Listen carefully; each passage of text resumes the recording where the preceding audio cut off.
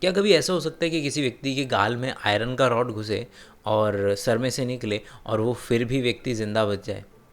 ऐसा हुआ। सन 1848 में रेल की पटरियों पर काम करते हुए फिनिस गेज नाम का शख्स के साथ ही एक्सीडेंट हुआ। जब उसके दोस्तों ने देखा कि वो ज़िंदा बचा है तो उसे डॉक्टर के पास ले जाया गया और डॉक्टर भी इस बात को देख करके हैरान थे। डॉक्टर का नाम था जॉन हार्लो, और जॉन हार्लो ने इस व्यक्ति का इलाज भी किया, इसको फॉलो भी किया।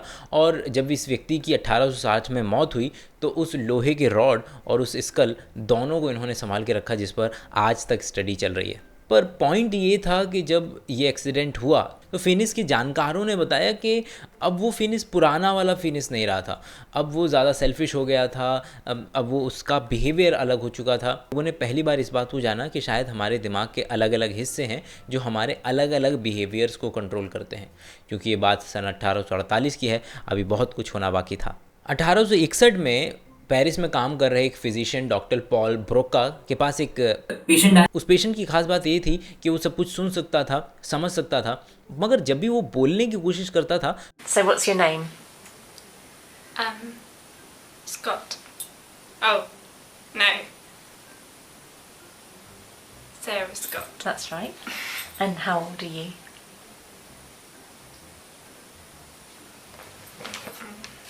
I can't. Try. I can't. Now tell me what this thing was with your legs last week or week before. No good.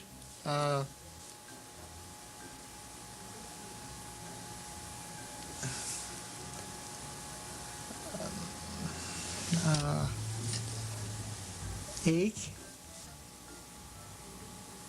and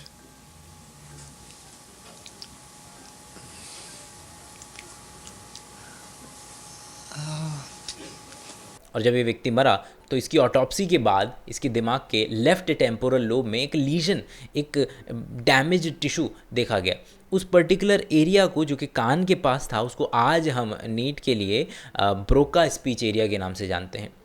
इससे मिलता जुलता एक और केस हुआ 1874 में जर्मनी में, जहाँ पर साइंटिस्ट कार्ल वर्निके ने पर्टिकुलर पेशेंट में ये देखा कि वो पेशेंट सब चीज़ें सुन सकता था, समझ सकता था, पर वो व्यक्ति जब बोलने की कोशिश करता था तो उसके हिसाब से वो बिल्कुल सही बोल रहा है, लेकिन मतलब वो बोलना तो चाह रहा था लेकिन कुछ भी वर्ड उसके मुंह से निकलते थे जो जो आगे पीछे लगे होते थे, उनकी कोई ग्रामर नहीं, कोई सिंटेक्स नहीं, लेकिन उसे लगता था कि वो सब कुछ सही बोल रहा है।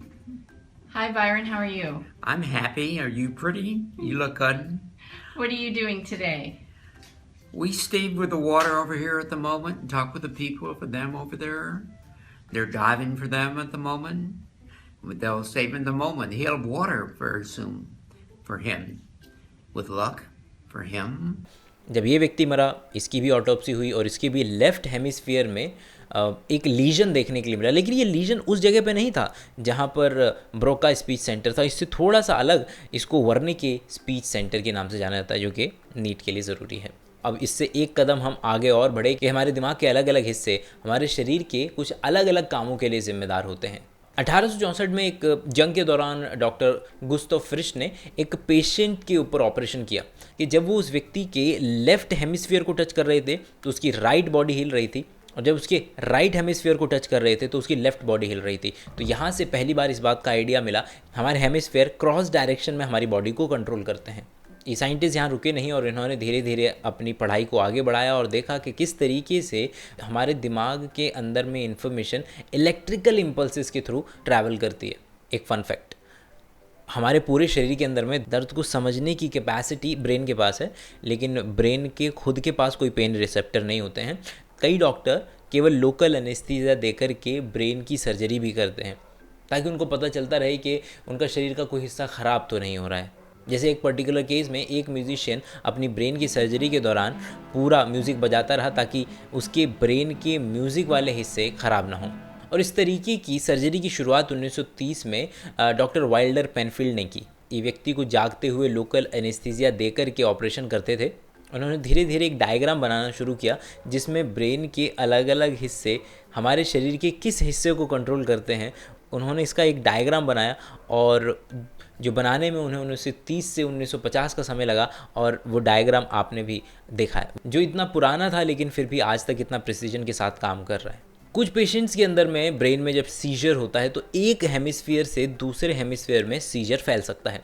ये सीजर जानलेवा भी हो सकता है। तो एक हेमिस्फीयर से दूसरे हेमिस्फीयर में सीजर ना फैले, इसके लिए कॉर्पस कॉलोसम को काट दिया जाता है। कॉर्पस कॉलोसम वो हिस्सा है जो हमारे लेफ्ट हेमिस्फीयर और राइट हेमिस्फीयर को जोड़ करके रखता है और नीट के लिए ज़रूरी है। ऐसे लोगों के अंदर में एक दोहरी पर्सनैलिटी देखने के लिए मिली, जिसमें वी एस रामचंद्रन का रिसर्च बहुत इंपॉर्टेंट है। इसमें व्यक्ति के राइट हेमिस्फीयर से जब पूछा गया तो उसने हाथ के थ्रू चुन करके बताया कि वो भगवान में विश्वास करता है, और जब इस व्यक्ति से वर्बली पूछा गया लेफ्ट हेमिस्फीयर लैंग्वेज कॉम्प्रिहेंशन में इन्वॉल्व होता है, तो उसने मना कर दिया कि मैं भगवान में विश्वास नहीं करता हूँ। Okay, so now comes the big question. What if you ask, do you believe in God? So I said, do you believe in God? And the right hemisphere went straight to yes. Right?